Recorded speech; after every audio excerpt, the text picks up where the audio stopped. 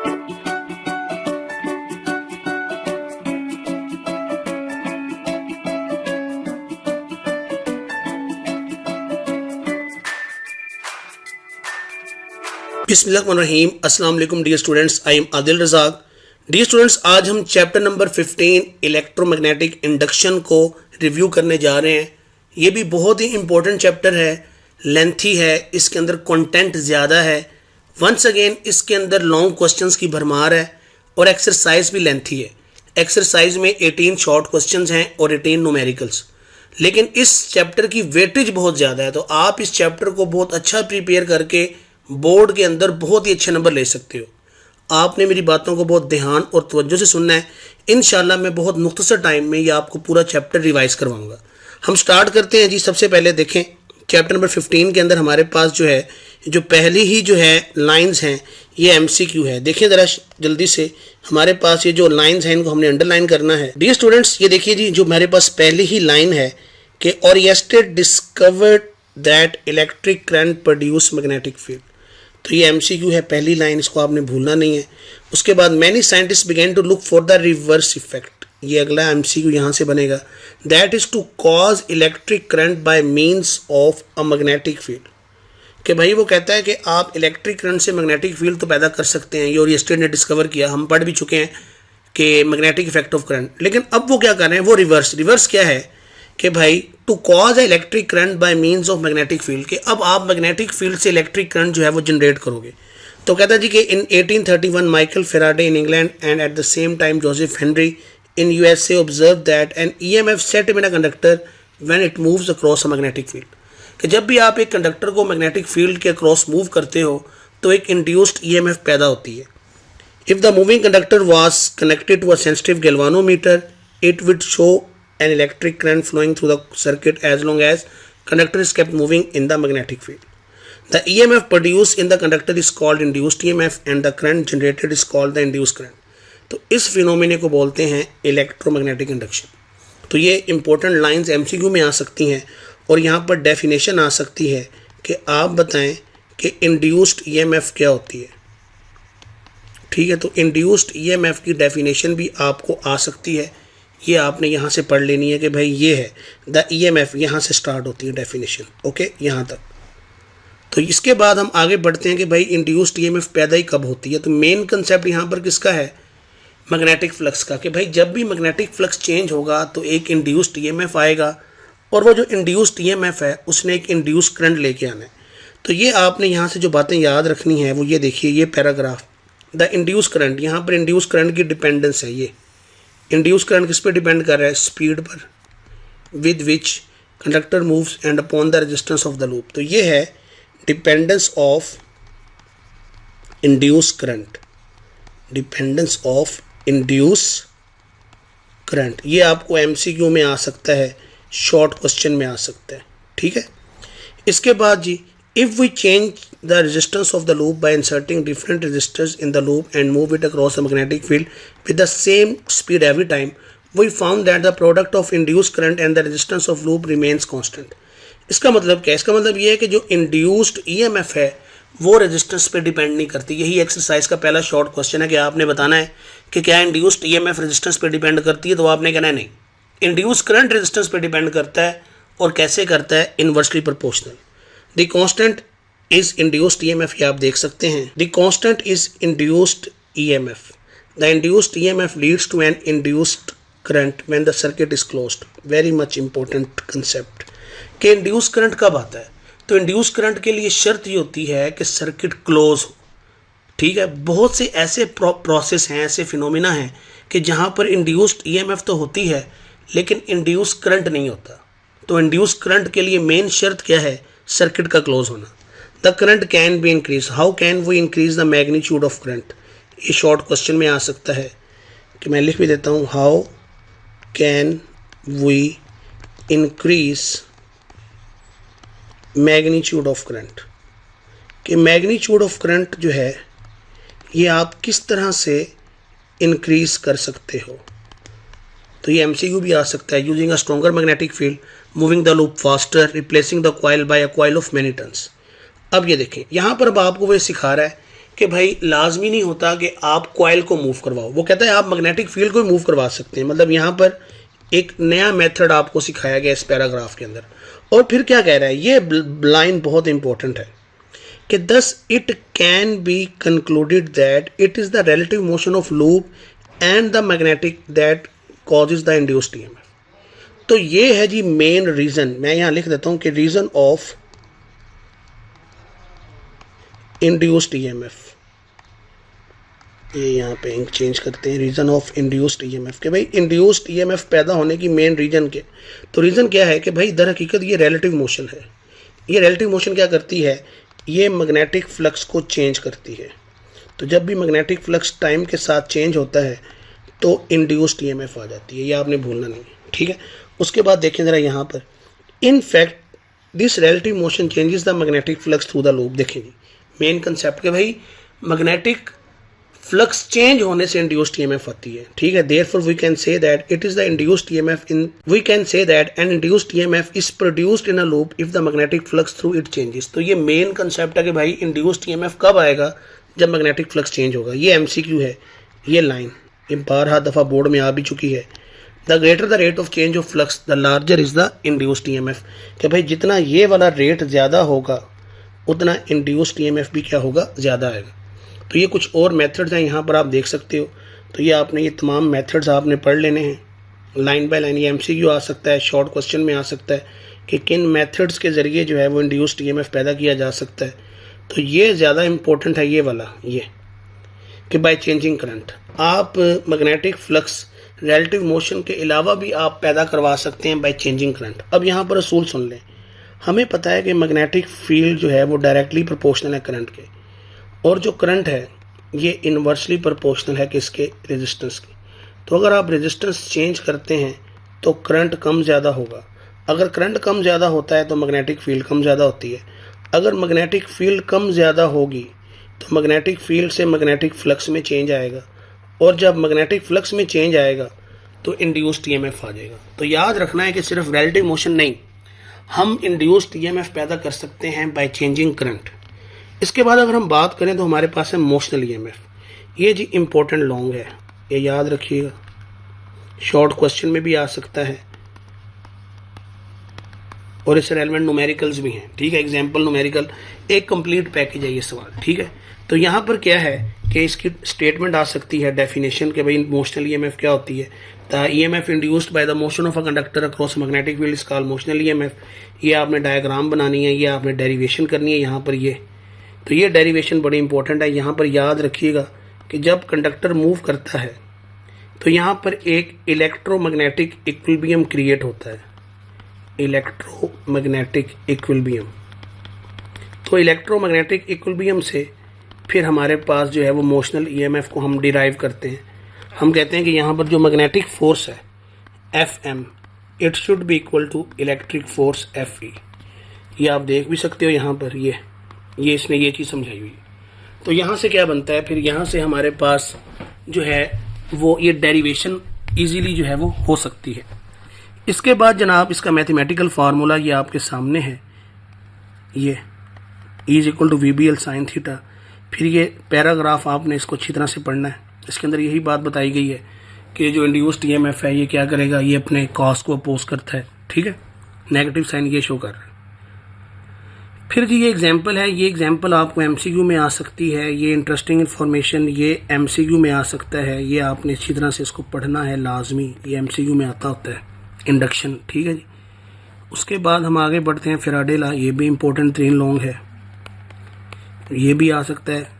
State करें Faraday law को, तो फैराडे लॉ की ये स्टेटमेंट आपके सामने है, ये आप देख सकते हो, पूरी डेरिवेशन की हुई है। तो ये स्टेटमेंट आ गई, the average EMF induced in a conducting coil of n loops is equal to the negative of the rate at which the magnetic flux through the coil is changing with time. तो main चीज़ क्या है कि भाई जब भी magnetic flux change होगा with respect to time तो इंड्यूस्ड ईएमएफ आएगी। बस ये इसके अंदर मेन कंसेप्ट है, ये इसकी डायग्राम है, इसकी डेरिवेशन ये आपने अच्छी तरह से देखनी है, ठीक है। उसके बाद ये पॉइंट टू पॉइंटर इसको भी देख लो, ये भी इंपॉर्टेंट है। ये भी आ सकता है कि जब ये रिंग मैग्नेटिक फील्ड के अंदर एंटर हो रहा है तो यहाँ पर जो फ्लक्स है मैग्नेटिक फ्लक्स वो इंक्रीज हो रहा है। यही वजह है कि यहाँ पर इंड्यूस करंट एंटी क्लॉकवाइज है। और जब ये मिड में है तो जितना फ्लक्स एंटर हो रहा है उतना ही यहाँ से लीव हो रहा है। तो यहाँ पर जो आपके पास डेल्टा फाई भी है वो क्या है, वो ज़ीरो है। तो इसीलिए यहाँ पे करंट भी क्या होगा, वो ज़ीरो होगा। फिर जब ये इससे दूर जा रहा है तो यहाँ पर ये जो डेल्टा फाई बी है ये कम हो रहा है, इसीलिए यहाँ पे करंट जो है वो क्लॉकवाइज है। और एट द एंड यहाँ पर कोई करंट नहीं है, कोई मैग्नेटिक फ्लक्स नहीं है, ठीक है। तो ये साइड इन्फॉर्मेशन है, इसको भी आप देख सकते हो। फिर उसके बाद ये मैग्नेटिक फ्लक्स से रेलेवेंट एक एमसीक्यू आ सकता है, न्यूमेरिकल टाइप है, फार्मूले की प्रैक्टिस है, इसको भी देख लीजिएगा। लेंज़ लॉ, लेंज़ लॉ बहुत इंपॉर्टेंट है क्योंकि आपने दो फार्मूले पढ़े हैं। एक फार्मूला पढ़ा है E = -VBL sin थीटा, और एक आपने फार्मूला पढ़ा है E = -N del phi B over delta T. तो ये नेगेटिव साइन क्यों आते हैं? तो ये नेगेटिव साइन हमें लेंज़ लॉ से एक्सप्लेन होता है कि ये नेगेटिव साइन की सिग्निफिकेंस क्या है, इसकी इंपॉर्टेंस क्या है। तो देखें जी, वो यही कह रहे हैं, the minus sign in the expression is very important, it has to do with the direction of induced EMF. अब यहाँ तो इसने इंड्यूस्ड ईएमएफ लिखा हुआ है, लेकिन दर हकीकत लेंज़ लॉ इंड्यूस करंट्स के साथ डील करता है, ठीक है, आगे आएगा। To determine the direction we use a method based on the discovery made by Russian physicist Heinrich Lenz. He found that the polarity of induced EMF always leads to an induced current that opposes. कौन oppose कर रहा है? Induce current ने oppose करना है, induced EMF ने oppose नहीं करना होता, याद रखना। किसने अपोज करना है? इंड्यूस करंट ने। That opposes to the magnetic field of the induce current the changing which inducing. कि भाई सिंपल सी बात यह है कि इसने अपने कॉज को अपोज करना होता है। तो इसकी स्टेटमेंट भी देख लें, the direction of induce current is always so as to oppose the change which causes the current. कि जो चीज़ करंट को लेके आ रही है, इंड्यूस करवा रही है, करंट ने उसी चेंज को अपोज करना है, ठीक है। और इस चीज़ को हम यहाँ पर एक्सप्लेन करते हैं इससे, ये मैग्नेट और लूप। तो यहाँ पर मैं बच्चों को अक्सर एक बात लिखवाता होता हूँ, ये बात आप भी नोट कर लें। वो बात ये है कि लेंज़ लॉ कहता क्या है कि अगर लूप मकनातीस की जानिब, मकनातीस की तरफ जाए तो मकनातीस लूप को पास ना आने दे। ओके, कि अगर ये मकनातीस लूप की जानिब जाना चाहता है तो इस लूप ने क्या करना है? इस लूप ने इसको अपोज करना है, ठीक है, ये काम की बात। और अगर ये इससे दूर जाए, ये देखें, अगर ये इससे दूर जाए तो लूप उसे अपनी तरफ खींचे, मतलब क्या हो रहा है? अपोजिट काम हो रहा है। तो अगर वो उसकी तरफ आना चाहेगा तो वो उसको अपोज करेगी, अगर वो दूर जाना चाहेगा तो अट्रैक्ट करेगी। तो यहाँ पे हो क्या रहा है? असल में यहाँ पर हो ये रहा है कि जब आप मैग्नेट को उसकी तरफ मूव करवाएंगे बिल फर्ज ये नॉर्थ पोल, तो मैग्नेटिक फ्लक्स क्या होगा? चेंज होगा, एक इंड्यूस करंट आएगा। तो जब भी किसी लूप के अंदर करंट फ्लो होता है तो हमें पता है वो मकनातीस की तरह बिहेव करती है। तो जब ये मकनातीस की तरह बिहेव करेगी तो इसने अब इसको क्या करना है? अपोज। तो ये नॉर्थ पोल है, तो इस नॉर्थ पोल को अपोज करने के लिए कॉइल के इस फेस पे क्या बनना चाहिए? नॉर्थ। तभी नॉर्थ नॉर्थ को रिपेल करेगा। तो यहाँ पर ये याद रखिएगा कि अगर हम नॉर्थ पोल को, ये एमसीक्यू आता है कि अगर हम नॉर्थ पोल को कॉइल की जानिब लेके जाएं तो पहला सवाल क्या आएगा कि भाई मैग्नेटिक फ्लक्स के बारे में बताएं क्या होगा। हमने कहा जी शुरू में मैग्नेटिक फ्लक्स बढ़ता है। अच्छा, फिर अगला सवाल, अच्छा जी अब बात आप ये बताएं कि इंड्यूस करंट किस डायरेक्शन में फ्लो होगा। तो अगर नॉर्थ पोल को टूवर्ड मूव करवा रहे हैं और यहाँ से हम देख रहे हैं, ऑब्जर्वर यहाँ पे है इस साइड पर, तो जब हम यहाँ से देखेंगे तो हमें क्या फील होगा कि भाई यहाँ पर क्या हो रहा है? इस एंड पर नॉर्थ पोल बन रहा है। अगर हम यहाँ से देखेंगे, अगर ऑब्जर्वर यहाँ पे है, तो अब आपको क्या नजर आएगा? South pole. तो ये ऑब्जर्वर की पोजीशन बड़ी मैटर करती है। ओके, तो यहाँ से नॉर्थ पोल। फिर अगला एमसीक्यू कि भाई यहाँ पे नेचर ऑफ फोर्स क्या होगी? हमने कहा नेचर ऑफ फोर्स होगी रिपल्सिव इन नेचर। फिर अगला सवाल कि मैग्नेटिक फ्लक्स के साथ क्या होगा? हमने कहा जी मैग्नेटिक फ्लक्स शुरू में इंक्रीज होता है, लेकिन अब अपोजिशन की वजह से मैग्नेटिक फ्लक्स क्या होगा? डिक्रीज हो जाएगा। तो इस तरह के एमसीक्यूज यहाँ से आते हैं, बहुत इंपॉर्टेंट है। फिर यहाँ से एक दो एमसीक्यूज और करवाता हूँ मैं। ये एक बड़ा मशहूर सवाल है कि जी ये एक रिंग है, ठीक है जी, ये एक मैग्नेट है, ये नॉर्थ पोल है और ये साउथ पोल, ये फ्री फॉल कर रहा है, इनिशियल वेलोसिटी 0 है, तो इसकी एक्सेलरेशन हमेशा क्या होगी? लेस देन जी। इस वजह से लेंज़ लॉ की वजह से, क्योंकि यहाँ पर हम जब इसने गिरना है तो यहाँ पर इधर नॉर्थ पोल बन जाएगा जो इसको अपोज करेगा, इसीलिए इसकी एक्सेलरेशन लेस देन जी। लेकिन अगर ये रिंग मैं तोड़ दूं, उसको मैं कट कर दूं, ध्यान से सुनना। अगर ये रिंग टूटा हुआ हो ऐसे, ये क्लोज पाथ नहीं है। तो अगर टूटा हुआ रिंग है तो अब हमें पता है जी क्लोज पाथ नहीं है तो करंट तो इंड्यूस होगा नहीं, तो इसलिए अब इसकी एक्सेलरेशन जी के इक्वल ही होगी, क्योंकि क्लोज पाथ नहीं है, करंट नहीं है। यहाँ इंड्यूस्ड ईएमएफ है लेकिन इंड्यूस करंट नहीं है, क्योंकि इंड्यूस करंट के लिए शर्त क्या है, पाथ का क्लोज होना, कंप्लीट होना। ओके, तो ये जो है यहाँ पर अगली इंपॉर्टेंट तीन बात कि लेंज़ीज़ लॉ जो है ये किसकी एप्लीकेशन है, law of conservation of energy की। तो इससे हम सर्किट्स के इंड्यूस करंट को हम जो है सॉल्व करते हैं। ओके, फिर उसके बाद यहाँ पर ये इस पैराग्राफ में क्या समझाया गया है, ये the Lenz's law forbids the induce current directed clockwise in this case, कि भाई ये आपने याद रखना है कि जब ये रॉड इस तरफ जा रहा है तो इंड्यूस करंट एंटी क्लॉकवाइज। कहता है बिलफर्ज आप रॉड को इधर मूव करवाएं और करंट जो है वो क्लॉकवाइज हो, तो कहता है ऐसा मुमकिन नहीं है, क्योंकि इस तरह हम इसको बोलते हैं कि ये सेल्फ परपेचुएटिंग सिस्टम है। ये सेल्फ परपेचुएटिंग सिस्टम क्या होता है, एक ऐसा सिस्टम जो बहुत थोड़ी एनर्जी को लेके एक infinite amount of energy create करता है। तो ये मुमकिन नहीं है, ये law of conservation of energy के खिलाफ है, उसकी वायलेशन है।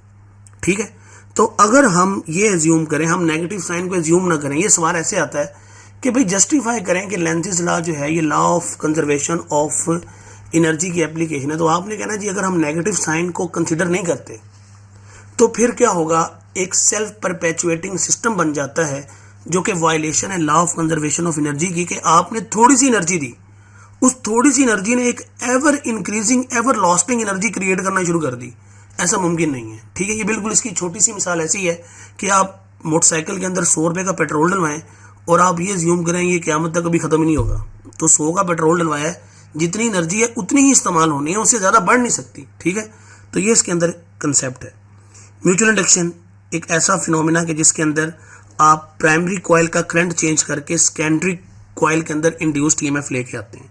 तो बहुत इंपॉर्टेंट टॉपिक है शॉर्ट क्वेश्चंस के लिए, यहाँ मैं लिख देता हूँ short questions plus MCQ plus numerical, exercise में से रेलेवेंट न्यूमेरिकल्स भी हैं। ओके, एक अच्छा टॉपिक है। तो ये जनाब इसकी जो है वो डेफिनेशन है, ये जनाब इसकी मैथमेटिकल इक्वेशंस हैं, ये आप देख सकते हो। ठीक है, और यहाँ पर डिपेंडेंस आ गई कि भाई ये किस पे डिपेंड करती है। फिर यहाँ पर फेराडे लॉ लगा के, ये देखें फेराडे लॉ लगा के, ये इसकी फाइनल इक्वेशन है।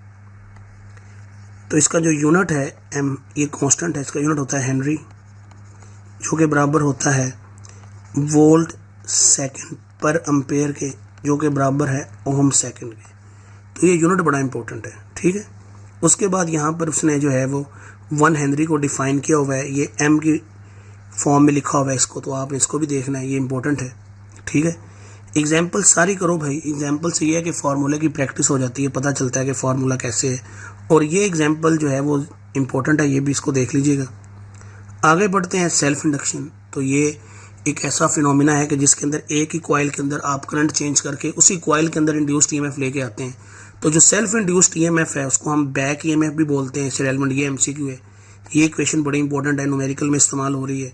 उसके बाद ये डिपेंडेंस वाला फैक्टर आ गया कि सेल्फ इंडक्शन किन पैरामीटर्स पे डिपेंड करती है, ये लाजमी पढ़ना है। फिर उसके बाद फेराडे लॉ लगा के इसकी जो फाइनल इक्वेशन है, ये इक्वेशन आपको पता होनी चाहिए। ये न्यूमेरिकल्स प्लस शॉर्ट क्वेश्चन, ठीक है, उसके अंदर इस्तेमाल हो रही है। फिर उसके बाद जनाब यहाँ देखें, the negative sign indicates that self induced EMF must oppose the change that produced, that is why the self induced EMF is sometimes called as back EMF. ये लाजमी पक्का एमसीक्यू है।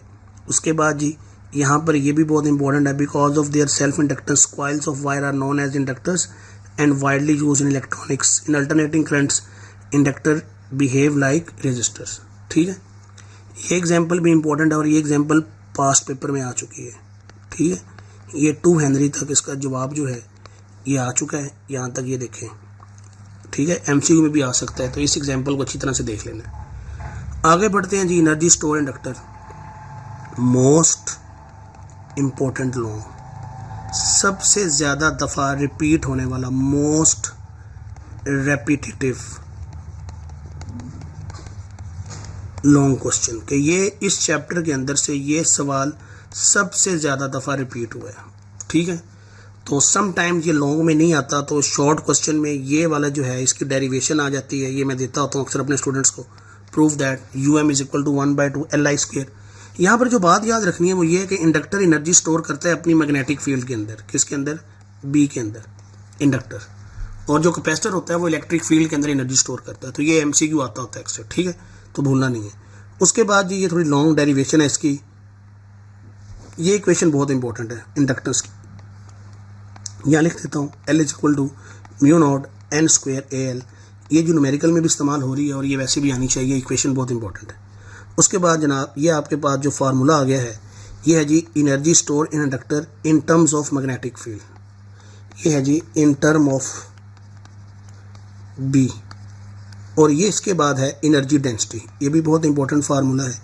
एनर्जी डेंसिटी क्या होती है? Energy per unit volume. ये याद रखना, ये यहाँ से energy per unit volume, okay. उसके बाद जी ये फॉर योर इंफॉर्मेशन में ये आपने जो है इसको भी देख लेना है, ये भी इंपॉर्टेंट MCQ बनता है। फिर वंस अगेन ये यहाँ पर प्रैक्टिस करवाई गई है फार्मूले की, तो एग्जांपल भी देख लीजिएगा। AC current generator, AC current generator जी ये भी लॉन्ग क्वेश्चन में आता होता है, ठीक है, तो इसको भी आपने अच्छी तरीके से देखना है। ये जनाब इसकी डेफिनेशन है कि current generator is a device that converts mechanical energy into electrical energy. लेकिन यहाँ इलेक्ट्रिकल एनर्जी की लिखने के बाद आगे लिख दें AC करंट एंड वोल्टेज, ठीक है, AC करंट एंड वोल्टेज। इसकी ये जो डायग्राम का ये वाला पोर्शन है ये अक्सर बच्चे गलत बनाते हैं, तो इस पोर्शन पे भाई खास तवज्जो देनी है। अगर आप डायग्राम ही गलत बनाओगे तो आपका जो है 1 नंबर तो यहाँ से वैसे ही कट जाएगा। तो डायग्राम वाले जो लॉन्ग क्वेश्चंस होते हैं उनमें डायग्राम प्रॉपर बनानी है, लेबलिंग करके प्रॉपर लेबल करनी है डायग्राम। ये नहीं कि बस एवं जो है वो डायग्राम बना दो जल्दी जल्दी में, नीट एंड क्लीन, पेंसिल से नहीं बनानी, मार्कर से या इंक पेन से बनानी है, ठीक है। उसके बाद जी इसकी डिटेल डेरिवेशन है, ये आप देख सकते हो बहुत ज़्यादा डिटेल में। ये इक्वेशन अक्सर जो है ये डिराइव करनी आ सकती है, ये इक्वेशन डिराइव करनी आ सकती है, MCQ में पूछी जा सकती है। उसके बाद ये इक्वेशन आ सकती है, ठीक है। और एट दी एंड ये जो लास्ट पैराग्राफ बच्चे अक्सर पूछते हैं सर ये लॉन्ग क्वेश्चन कहाँ तक लिखना है, तो भाई ये लॉन्ग क्वेश्चन एंड तक लिखना है। और ये ग्राफ भी अगर बना सको तो बहुत अच्छी बात है, बनाना चाहिए और बनाना आना भी चाहिए, ठीक है। तो इसको अच्छी तरह से देखना है, इंपॉर्टेंट लॉन्ग क्वेश्चन है, ठीक है। यहाँ पर उसने बताया हुआ है कि किस तरह एंगल चेंज करके वोल्टेज एंड करंट का मैग्नीट्यूड चेंज होता है। तो यहाँ से जो इंपॉर्टेंट 3 MCQ है वो मैं बता देता हूँ कि भाई अगर आपको पॉजिटिव V0 चाहिए तो एंगल होना चाहिए 90 डिग्री। अब ये एंगल किसके दरमियान है? V एंड B के दरमियान, ठीक है। और अगर माइनस V0 चाहिए नेगेटिव पीक तो एंगल होना चाहिए 270 डिग्री, ठीक है। इसी तरह ये जो प्लस V0 है ये कब आता है? ये आता है जब T is equal to T/4 हो, ठीक है। ये MCQ भी 12 दफ़ा आ चुका है, तो ये आपको 3 MCQs आने चाहिए, ठीक है। इसके बाद आगे चलते हैं।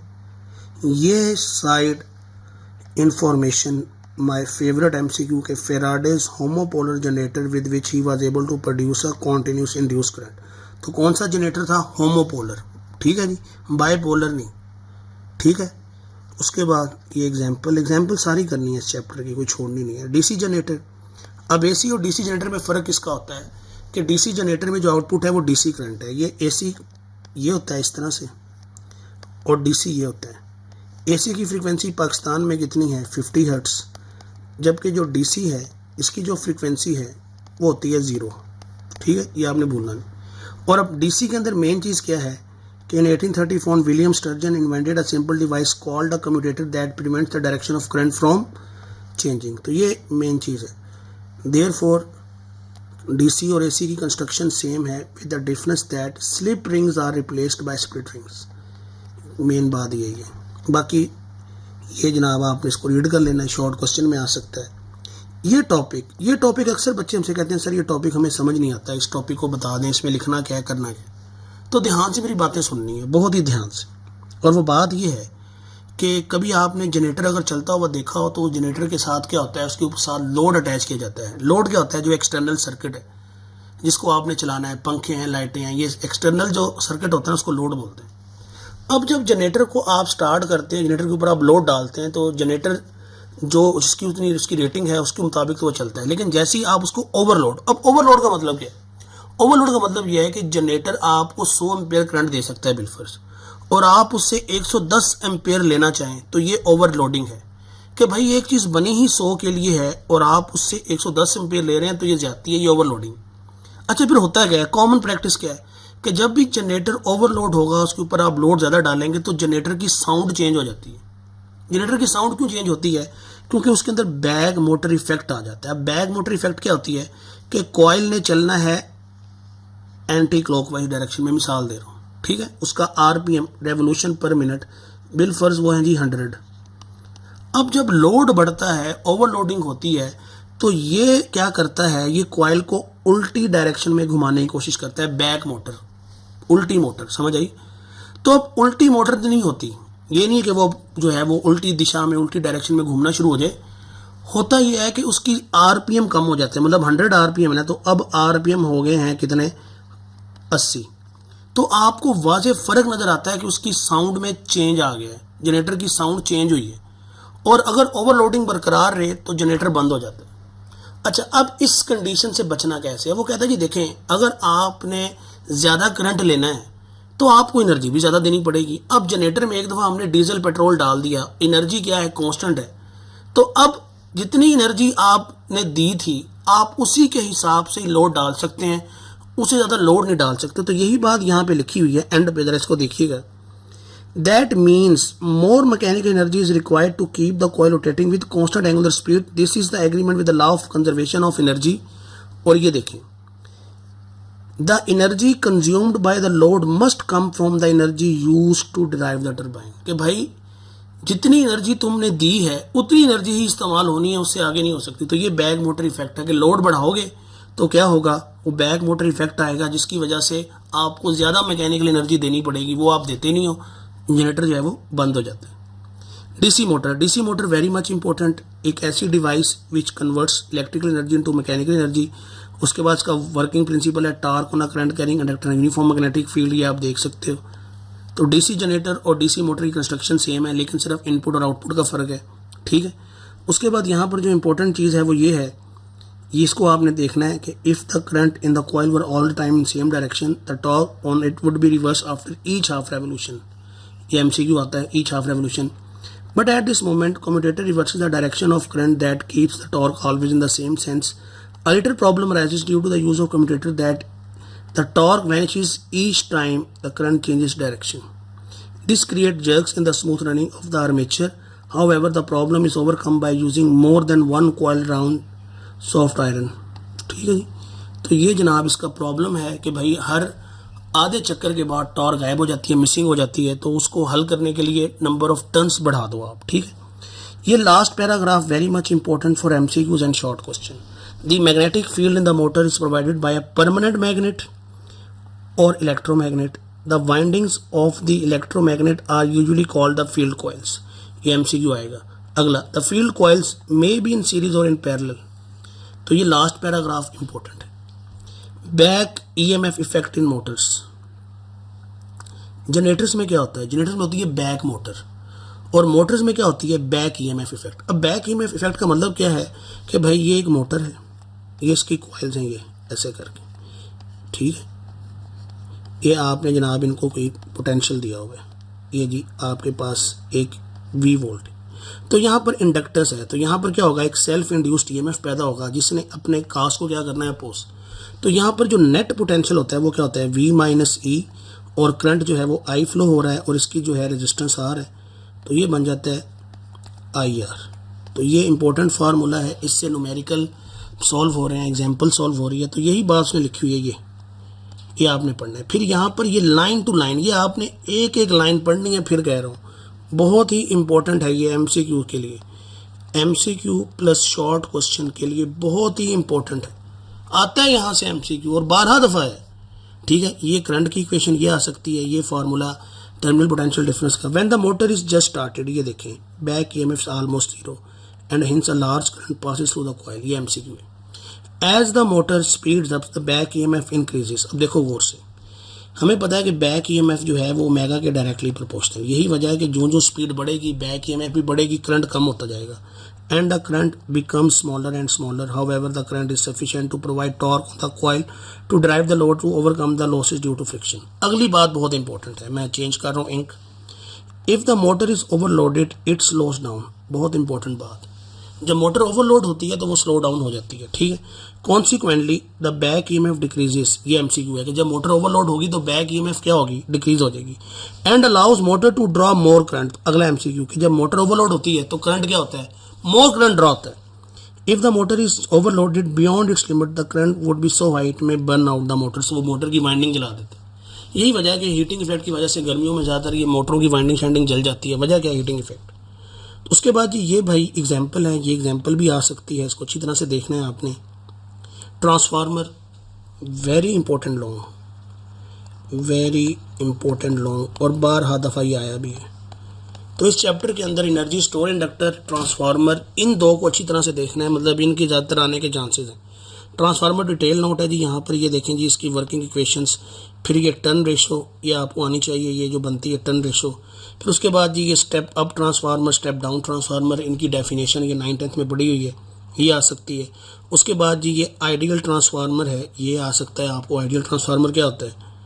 इसके बाद जनाब यहाँ पर आप आ जाएँ ये कि भाई आइडियल ट्रांसफार्मर के अंदर ही जो है वो पावर जो है वो इक्वल होती है, इनपुट आउटपुट, लेकिन जो प्रैक्टिकल ट्रांसफार्मर होते हैं उनमें ऐसा नहीं होता। तो जो प्रैक्टिकल ट्रांसफार्मर होते हैं उनमें इनपुट और आउटपुट पावर इक्वल नहीं होती। उसकी वजह क्या है, उसकी वजह है पावर लॉसेस। और यहाँ पर आगे जो है लिखा हुआ है कि पावर लॉसेस कौन से होते हैं, तो there are two main causes of power loss, eddy current and magnetic hysteresis, short question में आ सकते हैं। तो यहाँ पर जो है एक्सप्लेन किया हुआ है, तो इनको आपने लाइन बाय लाइन पढ़ना है, ठीक है। तो एडी करंट कब होता है, जब फ्लक्स लीक होता है, हिस्टैरिसीस मैग्नेटाइजेशन, डीमैग्नेटाइजेशन। तो ये भाई लाइन बाय लाइन पढ़ लेना। यहाँ पर जो एक एमसीक्यू है बड़ा important, these currents are set up in the direction perpendicular to flux and known as eddy currents, ये एमसीक्यू है, ठीक है जी। और in order to minimize the power losses due to flow of these currents the core is laminated, ये आ गया, which stops the flow of eddy currents. Hysteresis loss is the energy expended to magnetize and demagnetize the core in each cycle, ये hysteresis की definition आ गई। Due to these power losses, a transformer is far from ideal. Its output power is always less than input power.